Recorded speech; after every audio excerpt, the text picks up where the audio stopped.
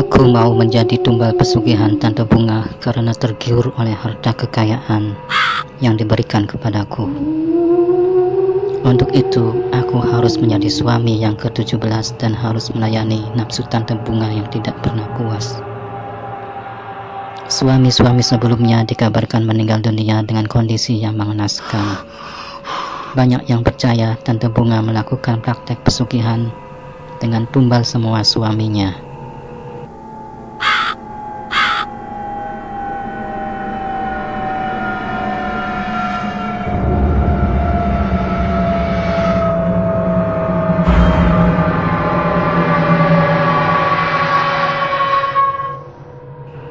Namaku Penjol, aku hanya pemuda pengangguran yang malas bekerja. Pengennya mencari kekayaan instan, sedikit bekerja dengan penghasilan besar. Awal kisah ini bermula ketika aku bersama temanku mendapat pekerjaan untuk memperbaiki plafon kamar Tante Bunga.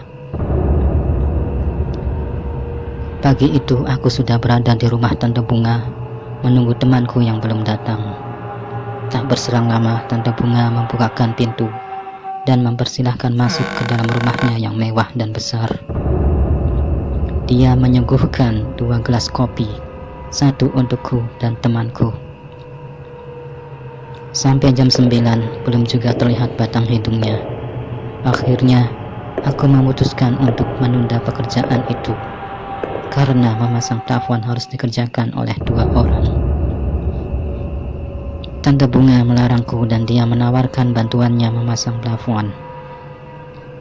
Aku tidak menyangka dapat partner kerja majikan sendiri. Usianya mungkin kepala 4, tapi masih terlihat seperti gadis ABG yang seksi. Aku sempat tidak konsentrasi dengan pekerjaanku, mencuri pandang kepadanya. Akhirnya pekerjaan memperbaiki plafon di kamarnya selesai juga. Aku hendak keluar kamar, tapi Tante Bunga menahanku untuk tetap di sana. Kupandang dia seperti menahan nafsu syahwat yang besar, yang mungkin terpendam lama setelah kematian suami terakhirnya 1 tahun lalu. Entah setan apa yang merasukiku. Aku berani menyentuhnya, dan kami pun bergelut dalam asmara yang terlarang.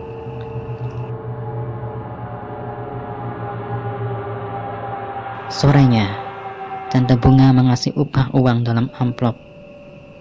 Aku menerimanya dengan senang hati.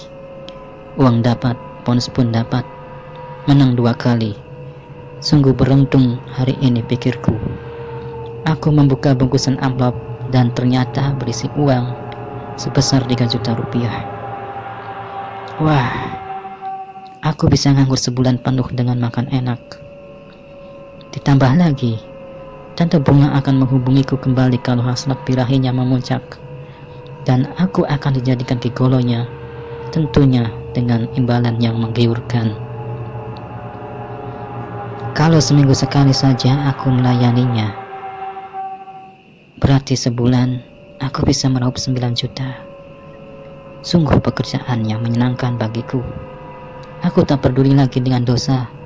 Yang penting bagiku duit mengalir tanpa kerja keras.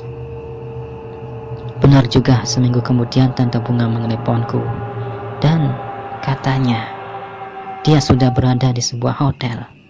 Aku disuruh menyusulnya.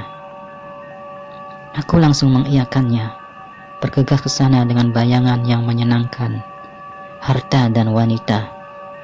Kenikmatan surga duniaku rengkuh bersamanya, seakan tak pernah lelah selama 3 hari di hotel itu.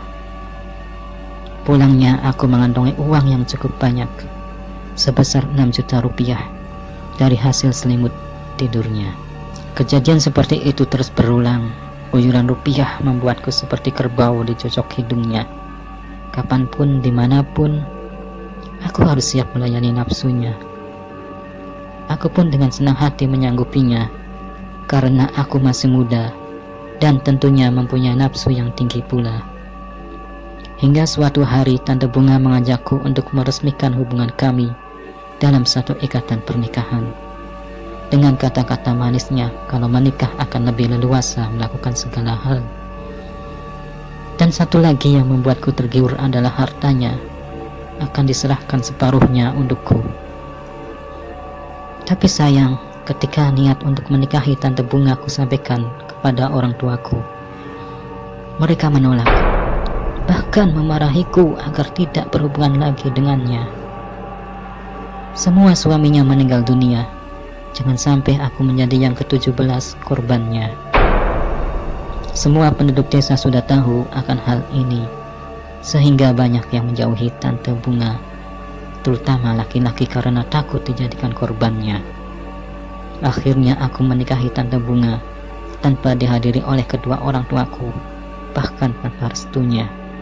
Aku menikahinya di desa Tante Bunga dengan pernikahan siri.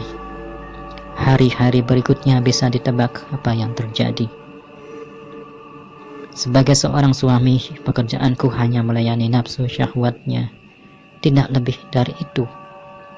Setiap bulan purnama, aku harus melakukan ritual yang melelahkan dan menyakitkan. Berhubungan badan dengannya pada bulan purnama terlihat seperti gadis muda dengan nafsu yang membara. Keringatnya wangi bunga melati. Setelahnya, aku merasa seluruh cairan dalam tubuhku dan energiku terkuras habis. Tubuhku lemah dan wajahku pusat pasi, seperti mayat hidup. Anehnya, ketika hubungan berakhir, di tempat tidur berserakan perhiasan emas yang nilainya puluhan juta rupiah. Mungkinkah ini yang dimaksud dengan pesugihan Tante Bunga yang selama ini dirumorkan oleh masyarakat? Tante Bunga tidak mau menceritakan perihal pesugihan tersebut. Kalau didesak, ia akan marah-marah dan mengancamku dengan santet. Aku tak tahan oleh ritual yang kelihatannya enak, tapi kenyataannya menyakitkan. Hanya setahun aku bisa melayaninya. Aku meninggalkan rumah tersebut beserta Tante Bunga yang cantik. Dia tidak pernah mencariku karena kabarnya ia sudah punya calon penggantiku. Suatu hari tersebar berita Tante Bunga meninggal dunia akibat kecelakaan lalu lintas. Dia tertabrak mobil bersama seorang lelaki bertubuh kekar. Keduanya meninggal dunia dalam keadaan mengenaskan. Aku berharap dengan meninggalnya Tante Bunga akan mengakhiri penderitaanku. Tapi nyatanya tidak. Setiap bulan purnama, jin pesugihan yang merasuki Tante Bunga mendatangiku, menerorku dan memperkosaku. Entah dalam keadaan sadar ataupun tertidur, jin pesugihan tersebut selalu minta jatah setiap malam bulan purnama. Dipastikan paginya tubuhku lemah, seakan sebagian sukma ini telah menghilang. Aku hidup dalam kesakitan yang kuharap malaikat maut mengakhiri penderitaan ini.